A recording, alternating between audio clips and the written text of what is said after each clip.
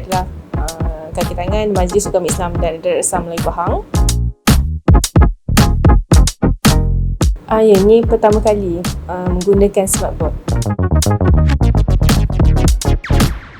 Kita ada cadangan daripada beberapa pihak untuk menggunakan smartboard bagi tujuan program di bawah Majlis Agama Islam dan Darul Melayu Pahang. Kelebihan smartboard dia memudahkan penyampaian lah.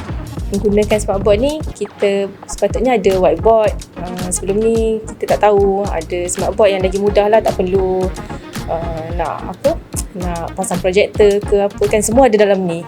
So menggantikan whiteboard dalam masa yang sama, boleh penyampaian cikgu tu lagi okey lah, lagi efektif lah kiranya.